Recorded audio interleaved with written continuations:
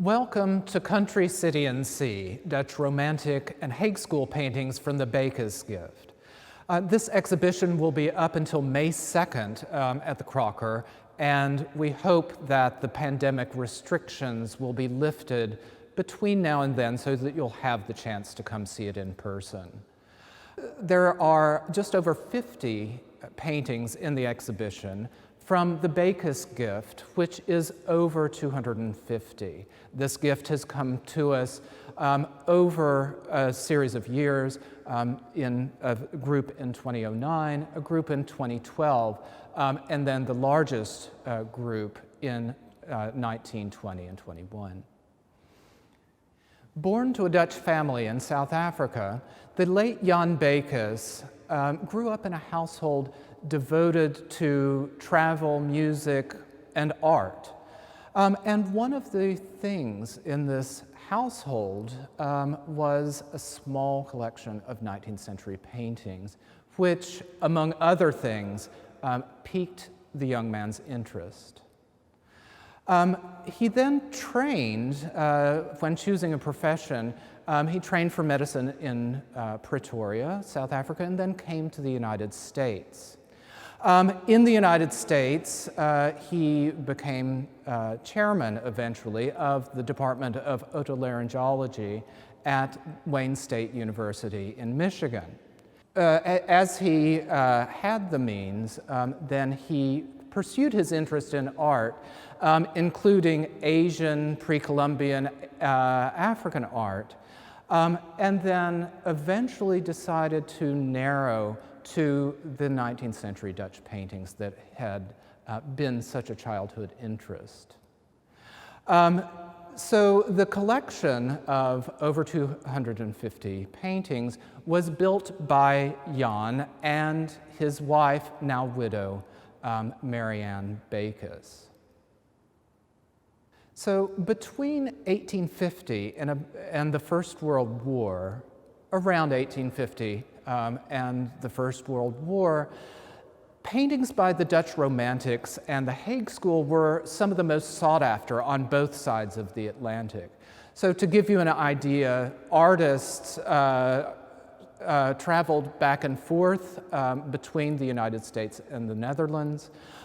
There was a market in New York with many dealers, and in fact, the founding collection of the Metropolitan Museum of Art included Dutch Romantic and Hague School paintings. After an eclipse in the mid-20th century, the paintings by 19th century Dutch artists have become much more important, especially in the past 30 years. There's a great resurgence in interest in the market, etc. So it's our hope that this exhibition, which of course one of its goals is to reintroduce this material to the American public in a systematic way, will have the result of also increasing interest, both by the public, of course, but also by scholars. Dutch Romanticism differs from the sort of wider European Romanticism in several ways. When one thinks about European Romanticism, you think often about, in Germany, for example, mountain landscapes that show man's helplessness in the face of nature, or in Britain, Turner's seascapes that are as much about the paint as they are about the sea, or in France, theatrical scenes of to them exotic Middle East. All of those are directed towards evoking a specific emotion on the part of the viewer. So whether that's terror or pity or some kind of drama. Dutch Romanticism actually is also devoted to evoking emotions on the part of the viewer, but the emotions are a bit different. Here, it's nostalgia for agrarian life or the comforts of village or town, and even a bit of that sort of tension between man and the sea that sort of is really part of the culture of a country that's based on, of course, a major part of it on merchant shipping. Visually, there are several things to keep in mind in Dutch Romanticism. The first one is that the hand of the artist isn't terribly evident. That is, the paint does not sort of have a great physicality. So we're sort of erasing the craft that goes into the painting. A second thing, of course, is that appeal to emotion, and as I've said, more restrained emotion. But the third thing is that to achieve that emotion, Dutch Romantic artists didn't hesitate to change, manipulate, combine elements in various scenes, whether that's in the country, moving trees around or creating cliffs or something like that. But I want to point out that there is one thing that Dutch Romanticism shares with the greater European Romanticism. These romantic movements are taking place in a time when nationhood is becoming important. Of course, in the 18th century and before, many parts of Europe were ruled by aristocrats, royalty, etc., not necessarily the Netherlands, of course. But each of those had a court, and the courts imitated each other in a lot of ways, often even using the same language, French, whether one was in France, Germany, or Spain. But also, they had very little in common with the people over whom they ruled. So as nationhood becomes important, then people start looking culturally at the laborers and farmers, village people.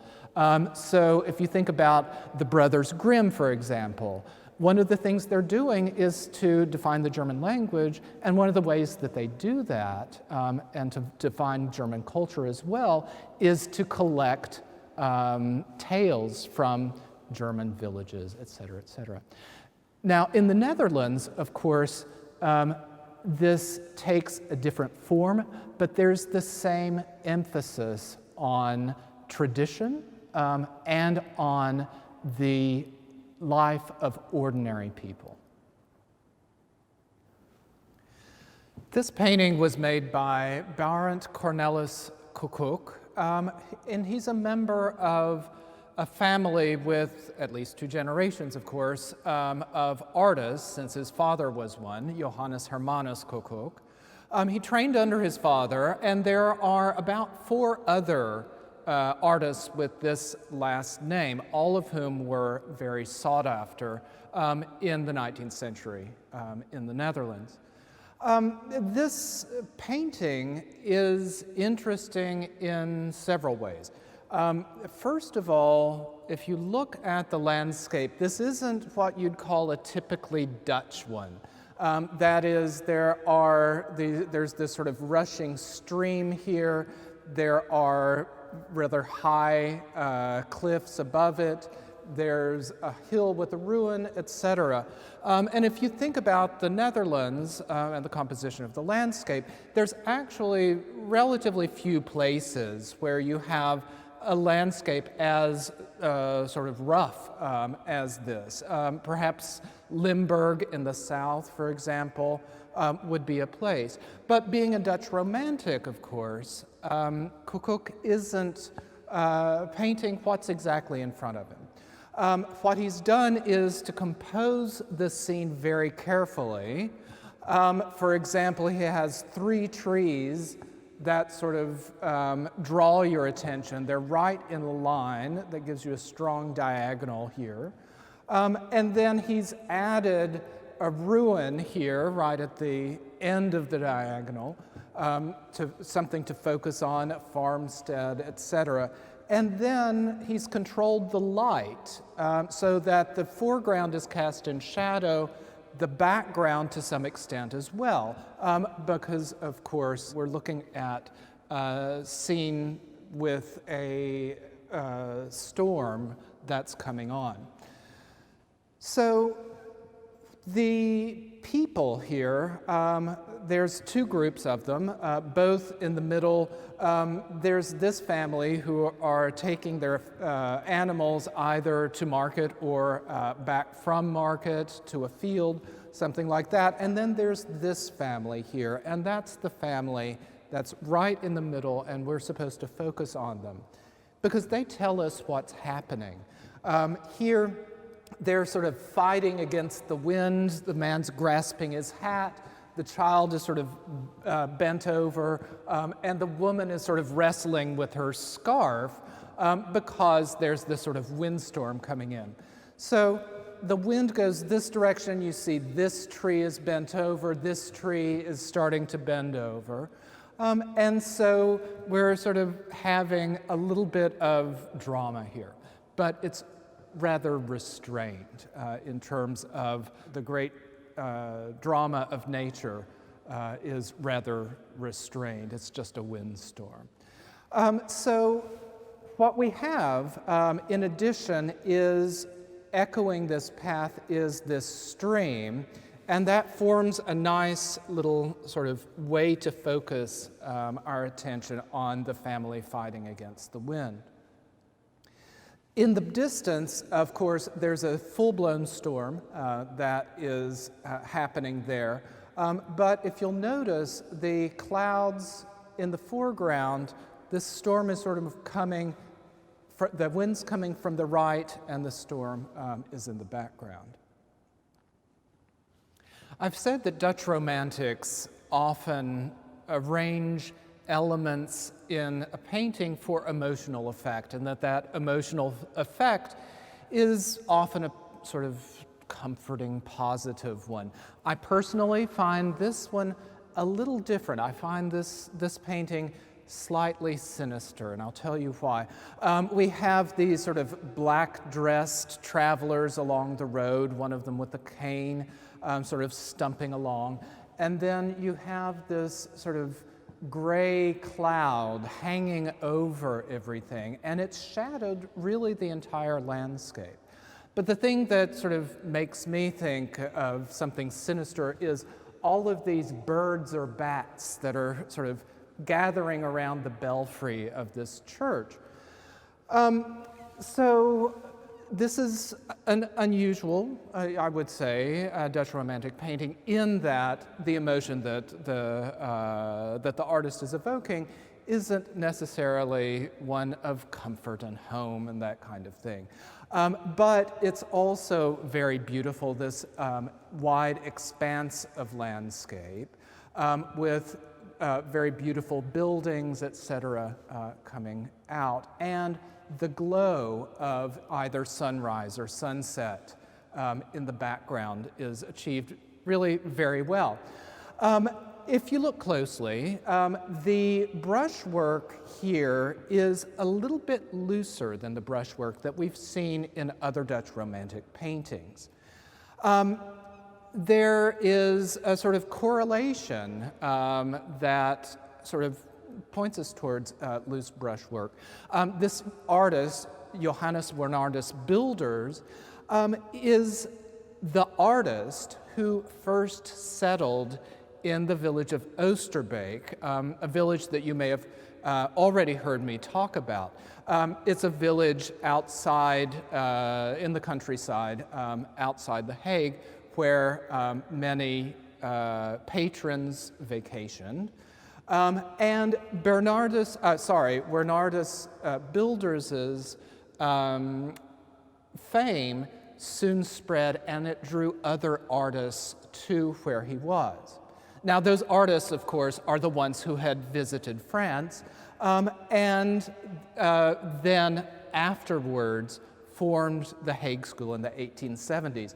So Bilders sort of indirectly is responsible for the Hague School. This painting is by Johann Bernard Klombeck, who actually studied with Barend, Cornelis, Koekkoek, who we just talked about. One of the interesting things about this painting is that the way that it's composed, because it's composed using light. There are these sort of concentric bands of light that sort of define and focus you in gradually. So the widest one, of course, is the sky with these clouds, then a dark band that's pretty much oval with the darkness of the trees with the light behind them. And then another sort of circular band of light and another band of shadow. And then right in the very middle is the only figure in the painting. So it's all focused in on that one person. At the same time, there are other sort of elements of light that are very interesting, including this sort of, secondary bit of evening glow here that is reflected on the water. Now, Klombeck is one of the artists who does his best to erase his hand, that is, to work with such fine brushwork that you don't really see the craft. And you can see this especially when you come in close up with the leaves, because many of them are sort of drawn almost individually and in the entire painting. Then with these plants down here, sort of the same thing. So this is one of the things about the Dutch Romantics that will contrast greatly with what we find in the Hague School. In the 19th century, artists in the Netherlands looked back to the 17th century not only for visual cues, but also in their working habits. In the 17th century, you had still life painters, you had portraitists, you had painters of marine scenes. And in the 19th century, many artists specialized in sort of the same ways. And one of those specializations for this artist and others is town scenes. So this is by Adrianus Eversen, who spent most of his career in Amsterdam. Now, as I've said, of course, Dutch Romantics don't hesitate to change, manipulate, etc., the surroundings in the scenes that they're showing. And you have a little bit of that here. It's winter. You can see snow that's gathered on the rooftops and hasn't melted entirely yet. Then you have a sort of nice series of sort of things that form a diagonal. So you have this tower here, then the mast of a boat, and then another spire in the background. So you have things that are sort of telling you sort of where to look, giving you a strong diagonal that takes you really pretty far back into the scene. Now, one of the things about Dutch towns that I've talked about and will talk about more is the presence of canals. And of course, here we have a canal for, of course, bringing goods in and out with a rather large boat. And the name of the boat is Diana, by the way. And it's, of course, too big to get under the bridge. So these canals, of course, I'll talk about later on, but I did want to point out that here we have a mule and cart on a canal side road, and most of them, even in the countryside, do have roads beside them. So Eversen is sort of creating a specific emotional effect, and my sort of take on that emotional effect is the sort of hardworking winter people in a winter scene, but also this sort of homey quality that you find in this little town. I've talked a little bit about specialization of 19th century Dutch artists. We're looking back at specializations of 17th century artists. One of those specializations is night scenes. And so in the 17th century, there are more night scenes that involve candles, lamps, their interiors, although you also have moonlit scenes, like this 19th century one by Peter Daniel van der Burgh. In the scene, the glow is coming from the background, reflected on the water, but looming over that is this rather grand building, which is either a civic building or a church. And it gives us a sense of the history of the Netherlands because there are various architectural styles that compose this building. So probably 16th century, this is definitely a Baroque tower as well, probably 17th century.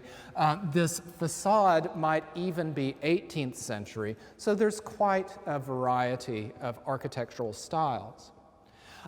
As in some of the other paintings by Dutch Romantic artists I've been pointing out, there is a sort of a series of strong diagonals. So, just to repeat myself, here the tower, then a mast, then a windmill in the background, and all of that draws your attention to this man in a boat, who is right next to a larger boat where people are unloading goods even at night.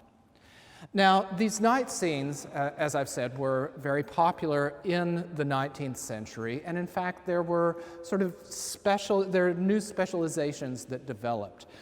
In the exhibition is a painting by another artist, Schelfhout, which is a night market scene, which is a completely new specialization, didn't exist in the 17th century.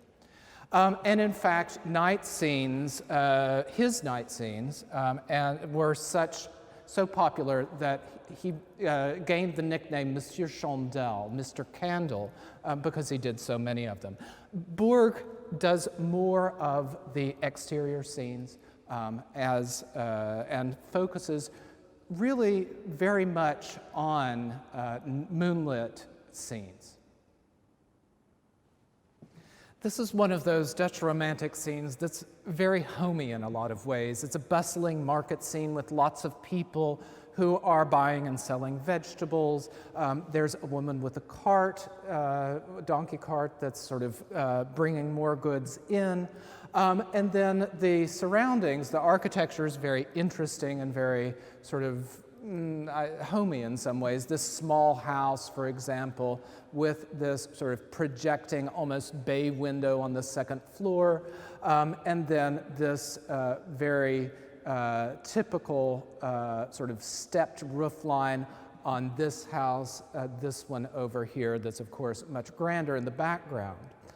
So the painter is Pieter Cornelis Dommershausen, also known as Dommersen, who actually spent part of his career in London, where he actually continued to paint Dutch scenes. One of the things that he's done here, though, I've said, of course, that manipulation of architecture and all of those things is, yes, for emotional effect, as we have here, that sort of sense of coziness. But then in the background, you have an enormous cathedral with a huge tower and then flying buttresses and everything. So there isn't a Dutch town that has such a cathedral, or certainly one that looks exactly like this. He sort of added that in to create visual interest, to sort of give us this sort of, lead our eye into the distance here in this sort of V shape, to give us a secondary focus to this market scene in the front. In a country where the economy was, in the 19th century as well as the 17th, based so heavily on shipping and commerce, as well as agriculture, of course, it's natural that marine painting depicting the relationship between humans and the sea would become a subject in and of itself. Here, this is Opdenhoff, who specializes in marine paintings. Now, here we have an exception to the rule of the sort of emotional effects that I've been talking about with Dutch romantics, because here we have the full drama of the interaction of sailors and the sea, of merchant ships and the sea, of boats and the sea. So here we have a boat that is really very close to foundering. This one has already foundered, and then this larger ship in the background is in pretty great trouble. And this is all happening right by a spit of land. Now, depicting accurately storms or the various kinds of water, choppy, smooth sailing, etc., is very important. And you can see how Opdenhoff has given us these sort of white-capped waves and which focus our attention on the area of the greatest drama. When I was talking about specialization, there's one thing that I should point out, which is that artists didn't always choose the specialization of the people who taught them. So Opdenhoff was actually a pupil of the landscape painter Andreas Schelfhout, who of course is one of the most famous of the Dutch Romantic painters. For artists in the 19th century Netherlands, especially marine painters, accuracy was really very important. Accuracy for marine painters meant studying very closely the various types of watercraft, various types of rigging, and the ways that boats reacted in various types of water. Here we have some boats on the left that are in sort of dealing with sort of choppy water, a difficult time, and then here in the center, a boat that's actually coming towards us, and then here in the background, of course, there is a boat that's enjoying sun and smooth sailing. Now, in depicting weather, you'll notice that in many Dutch 19th century and 17th century paintings, of course, the sky takes up about 4/5 of the painting, which is quite natural for a country where even the land has a low horizon, but also, of course, the sea. So here we have, yes, a bit of fine sailing over here, but there's a storm gathering here. So these ships here are actually coming into peril as they sail. The artist, Abraham Dirckx the Elder, was born in London to a Dutch father and an English mother. And he ended up specializing in marine painting for the rest of his career. One of the earliest artists in the exhibition is Martinus, who specialized in marine painting, but a very specific kind of marine painting. He depicted mostly battle scenes. Here, this doesn't seem to be one of them because, of course, all of the boats and ships are flying the Dutch tricolor, but he shows some very unusual things about the life of the sea. For the first thing, of course, is that he is sort of depicting this enormous storm that's creating problems for this boat in the foreground, but is also about to engulf this three-masted ship in the background, which may well be a battleship, but more likely it's a merchant ship. We're near the shore, of course. We see the pier here. And this scene is perilous for more than one reason. Not only is the ship about to be engulfed in the storm, but if you see, not all of this is cloud. There's a bit of fire here, and this is all smoke. And you can imagine how perilous a fire is at sea because there's nowhere to escape it. Schouwman has also given us a really very interesting bit of cloud over here with a shaft of light that's illuminating the clouds in the background. And so it's clear that he's studied weather patterns very closely. Later in the century than the Dutch Romantics are the artists of the Hague School. The Hague School began because of a group of artists who visited a group of French artists in the forest of Fontainebleau, or in the village of Barbizon, near the forest of Fontainebleau. So artists like Charles-François d'Aubigny or Théodore Rousseau are the people that these Dutch artists visited.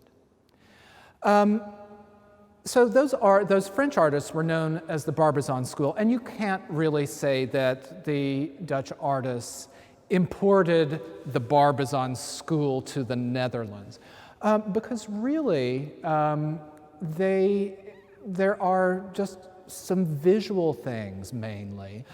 One of them is the physicality of the paint. That is brushwork that sort of sits on the surface of the painting in such a way that you sort of experience it as a separate thing, which is, of course, very different from the Dutch Romantics sort of erasing the hand of the artist. So there's that. Then also realism, and that is depicting what is in front of them.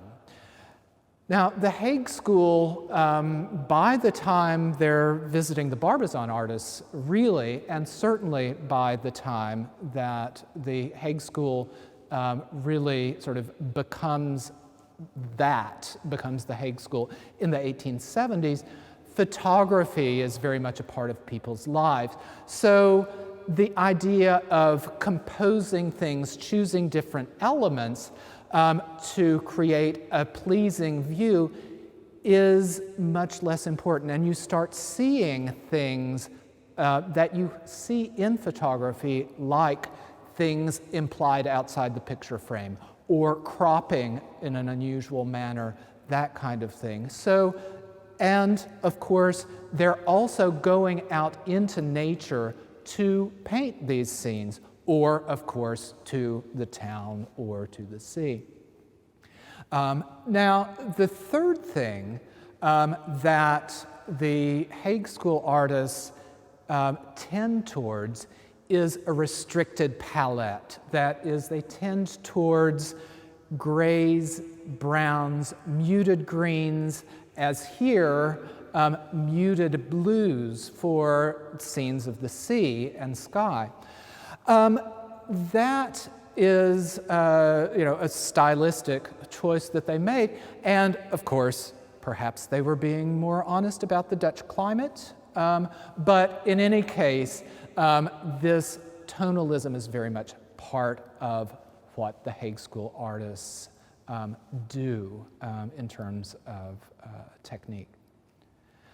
So the Hague School, after these, to get back to the origin, after these artists returned from France, many of them started working in Oosterbeek, which is a village in Gelderland, and they are sort of looking towards their specific Dutch surroundings. So very quickly they lose the sort of cultural influence of the French artists, and then they gain patrons who actually vacation in the village, and then in the 1870s, that group of artists and a few others move to The Hague, which is where the Hague School gets its name. A second generation of Hague School artists comes along and gathers in the village of Laren in the 1880s, and many of those artists live well into the 20th century. So the Hague School lasts for a very long time with a similar tonalism, similar realism, and similar way of dealing with brushwork. We're all familiar with the canals of the Netherlands, but I, for one, was not aware of how extensive the network actually is. In most of the low-lying fields, the boundaries are canals lined with trees, just like this one, with a road along it. And those canals, of course, make it possible to take the harvest to market, to bring supplies in, all of those things. This painting by Arnold Mark Horter actually takes advantage of the interesting sort of reflections in the canal here with the trees, the sky, the little puddles in the road. But it sort of epitomizes many things about Hague School painting. The first that I'd point out, of course, is the loose brushwork that you see especially well in the road. These patches of grass and mud and the puddles are sort of defined by very few large brush strokes. And of course, there's a little more variety when we get to the trees. A second thing is the use of a very restricted palette. That is, everything in this painting is some shade of green, gray, or brown, and very muted tones. So you have the browns over here in the sort of rows of trees, the brown of the mud, very different, but it's all very within a narrow range of color. And the artist is also really very much depicting what's in front of him. This is a very sort of realistic scene. It's likely that the artist actually did go out into the countryside to paint it. And here, I've been talking about various types of composition. This one is interesting because it uses the vanishing point. Everything sort of leads into the distance, but there's nothing at the vanishing point itself. Now, a Dutch romantic, of course, would have put a town or a church spire, something to look at the end of that vista. But here, Horter does not. He's also included little sort of realistic details. There's a tiny little windmill right here, and then birds that are flying by, things like that, that sort of give this sense of reality to the scene. This painting by Willem Bastiaan Tolen gives a real sense of how Hague School painters dealt with paint. There's a real physicality to the brush strokes.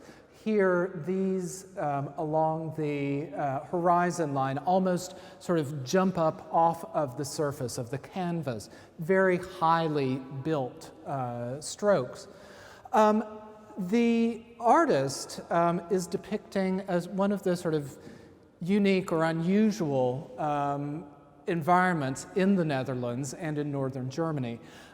There are areas of very sandy, acidic soil in which very little grows besides low bushes, a few trees, etc., called heaths, and they were long considered rather dangerous places because, of course, there was no reason to live there because, you couldn't sort of grow food, etc., and they were very isolated. Tolan is a very interesting artist in several ways. Not only does he do this kind of scene, but he also does riverscapes and shore scenes. And for that, he actually had a boat built that had a studio on it. And there's a French artist who did the same thing, Charles-François d'Aubigny. And then he could travel along the canals or the rivers of the Netherlands to paint scenes of the shores. One of the things that I mentioned in relation to Dutch Romantic artists was Dutch Romanticism is a sense of nationhood that's sort of beginning to form in the Dutch Romantic years. That sense of nationhood, what makes one Dutch as opposed to German or French or Hungarian, whatever it is, that sense of nationhood continues throughout the 19th century into the Hague School years. This painting is from 1882. It's by Hendrik Valkenburg. And it shows a shepherd from the province of Drenthe in the northeastern Netherlands. Now, Drenthe is one of the areas in which the lives of laborers, of farmers, the lives were seen to preserve traditions that were specific to the Netherlands, and to preserve them especially well. So here we see the shepherd who is resting in his house, and he has on a very distinctive dress, his sort of knickerbockers, knee breeches, and then a long coat that looks almost as if it's from the 18th century. Then a waistcoat below it, decorated, and then a scarf, and then this sort of shepherd's hat to shield him from the sun. So all of those things are sort of play into this sense of tradition. And along with that sense of tradition are perceived virtues that people sort of in this period wanted to sort of project or find in the lives of the farmers and laborers. So here he's looking out of the frame of the picture in a sort of specific way, as if the sort of the senses that we're supposed to get are, of a hardworking, stern, but just kind of head of a family. That kind of thing is what we're supposed to be getting from this very handsome, I must say, painting. He is also filling his clay pipe, very Dutch thing, with tobacco. And then behind him are Dutch tiles, also very sort of typical. So all of those things, Dutch tiles are, and clay pipes are almost approaching the sort of cliche view of wooden shoes and windmills that one sometimes thinks of in the Netherlands. But those, even those things have a basis in the real lives, real traditional lives of farmers and laborers. Jacob Maris was a leader of the Hague School, along with Joseph Israels, also represented in the exhibition, Hendrik Meestach, also represented in the exhibition, and Anton Malve. Those four artists are probably some of the best known of the Hague School artists. He also had a brother, Willem Maurits, who was also a painter. So here, Maurits chooses to depict a very sort of typical, or we think of it as typical, scene of a Dutch city with canals running through it. Now, of course, the canals are, they're sort of one of the things we think of as, one of the cliches of the Netherlands, along with windmills and wooden shoes. But these cliche things actually have a very, very practical basis, many of them.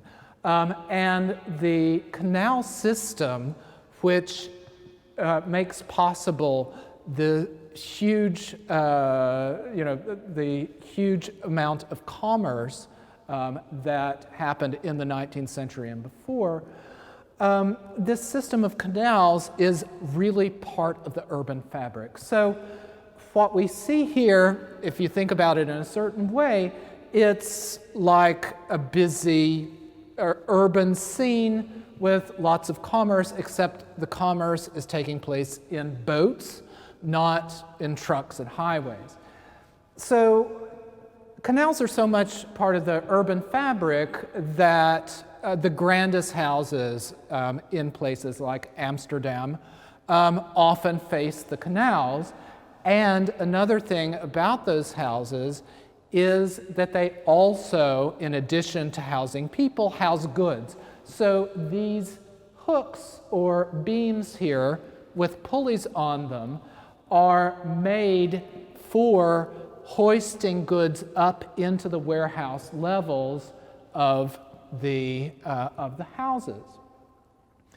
So what Maurits does, as I've said, is to sort of, in this painting especially, we see this sort of unique aspect of the culture of the Netherlands, and also very much a sort of painting that really gives us a good understanding of how the Hague School deals with paint specifically. You can see, or may be able to see, the relief that's built up in the sky by these brush strokes here that are sort of crossed over each other to create these clouds. Then you see their reflection in the water, which is technically, or the technique is completely the opposite, in that the reflections are created with an extremely dry brush. He uses the texture of the canvas to create the sort of shimmering effect of the reflections. And then in the houses, most of these windows that you see are just created with one single brush stroke. So it's very much, as I've said, a physical, there's a physicality to the use of paint by the Hague School. And of course, as you've seen, as you can see here, the palette is there's a relatively narrow range of color, and it predominates towards brown and gray. Cornelis, Cor being short for Cornelis, his first name, studied in The Hague and then in Paris before moving to Dordrecht at the age of 24.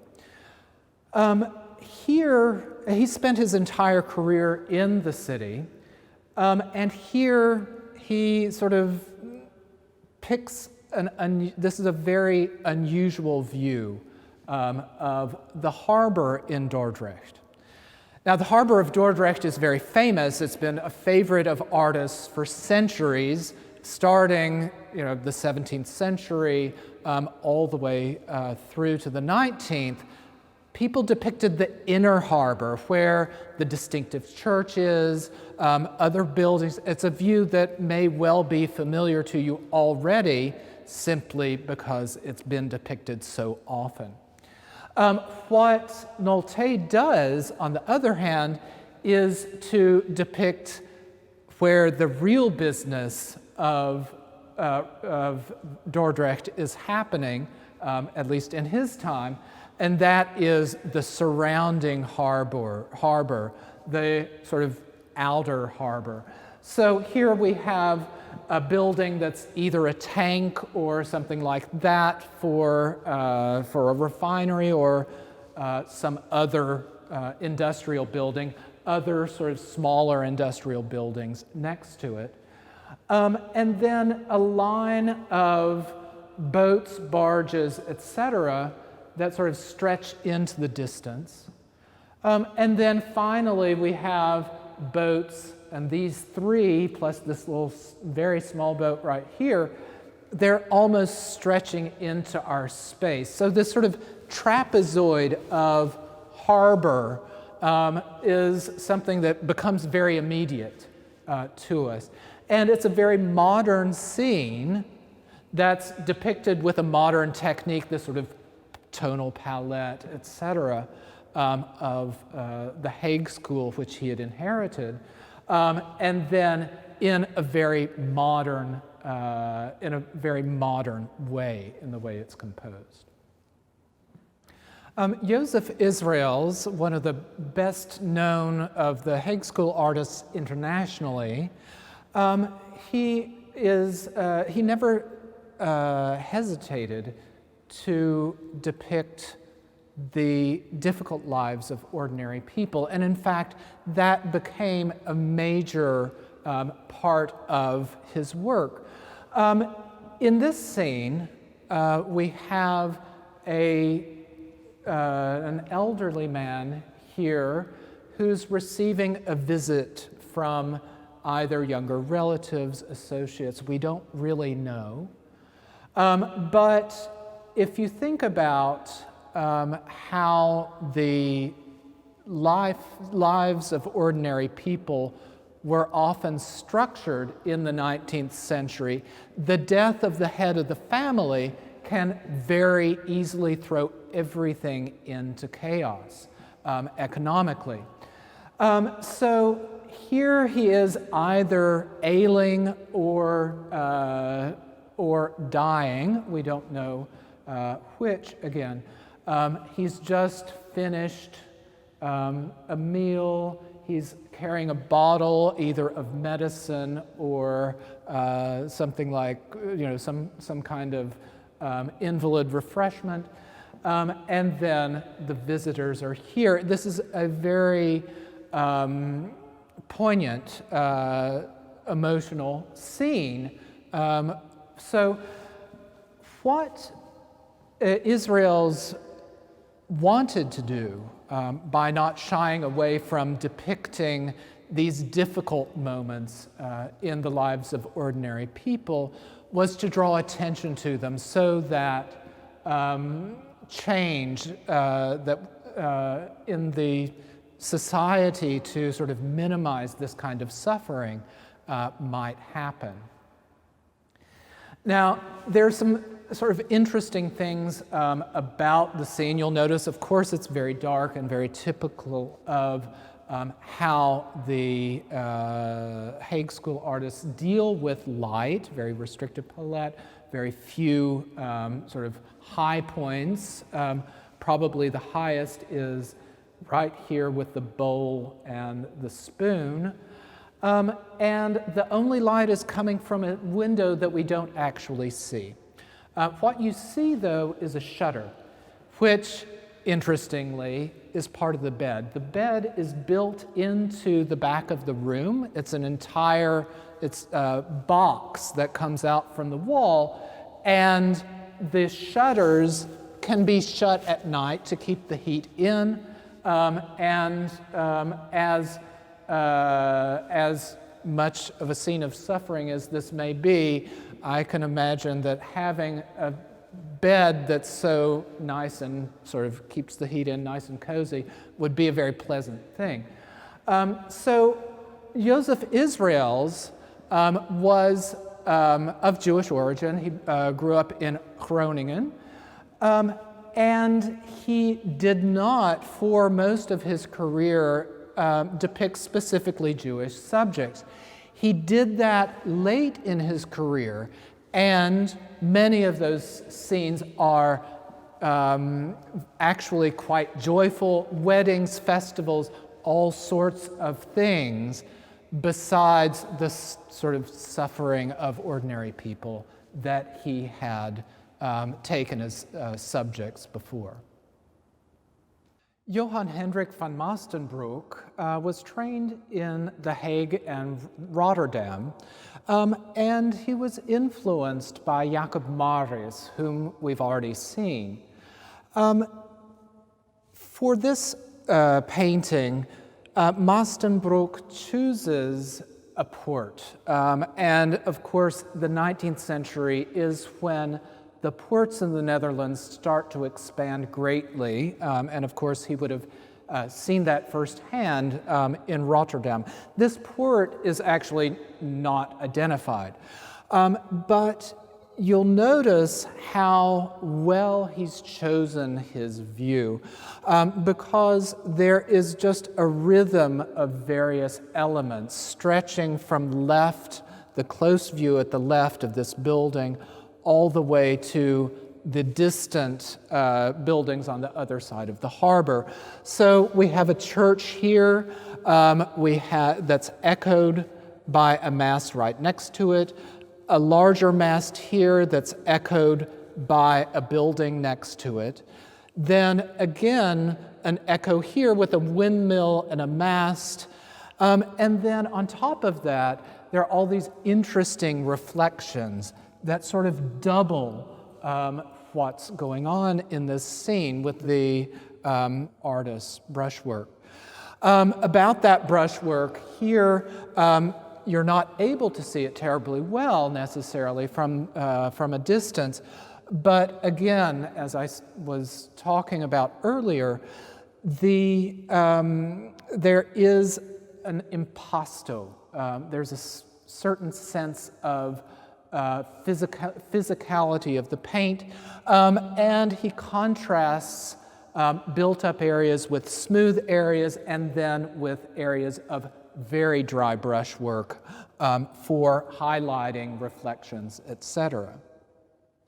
Mastenbroek actually was favored by royalty. He won many awards and was awarded a medal by Queen Wilhelmina of the Netherlands. In this sunset scene, the artist Morgensterne Munte actually talks about, or implies a lot actually, about one of the aspects of the life of the shore. The title is Shellfisher's Cart, and in the Netherlands, as in many other places, oysters, winkles, other shellfish are actually sort of gathered by individual laborers, and or at that time, of course, were.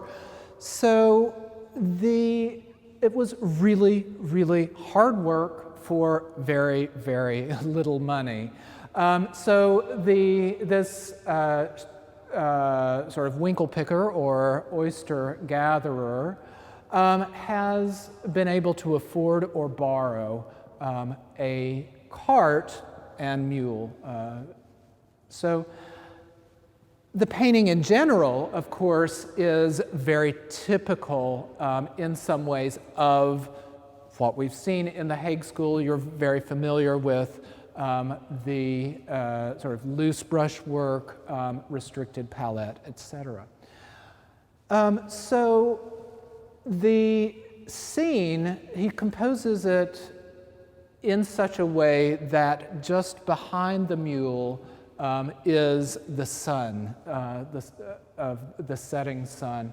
And the mule is sort of waiting there patiently for his master to finish his work for the day, load up the cart, and so that they can go home.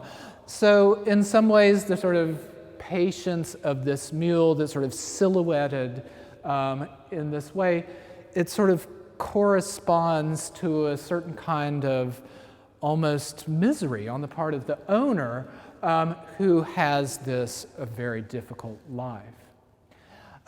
However, what Morgenstern Munter has done is to create such a very interesting interplay of light, reflection, sunset, etc., around this scene of a certain sort of somber emotion. Hendrik Willem Meesdag is one of the major painters in the Hague School and in this exhibition. In fact, his work may be known to some of you who have been to the Netherlands because he painted a panorama of a beach scene, a 360-degree panorama that is now a museum in or near The Hague. Meesdag concentrated on the life of the sea, or more specifically, the life of the shore. He worked most of his career, or a major part of his career, in the village, which is now a suburb of The Hague, Scheveningen. And you can see, of course, on the sail, SCH, that is the registration letters for that village. And this painting has to do with something unique about the geography of the Netherlands and the solution to a problem that geography poses. So what we have is a boat that's been out for fish, and rather than going to a pulling up in a canal or in a port, then the whole boat is lifted onto the beach and then is unloaded. And over the centuries, the Dutch developed a specific kind of boat with a very flat bottom so that it could be easily beached. Because with this very gradual shoreline and very sort of dunes, sandy, etc., very flat, there are actually very few deep ports in the Netherlands, and so this is a solution to that problem. So what's happening is the boat, having been pulled up on the shore, is being unloaded to carts. Here's the track of a cart that's waiting there for part of the catch, and then there are women, men gathered around to distribute the day's catch. So one of the things that's really interesting about this painting is, again, this tonal palette, the sort of lack of high color, and also, again, the sort of physicality of the paint, as I've talked about in other paintings. Meesdag does a lot with his brush strokes to create these sails, especially. And I think you'll find also that in the sky, the clouds are many of them are single brush strokes, and then he's gone back over the sky with a bit more gray to sort of bring down the color.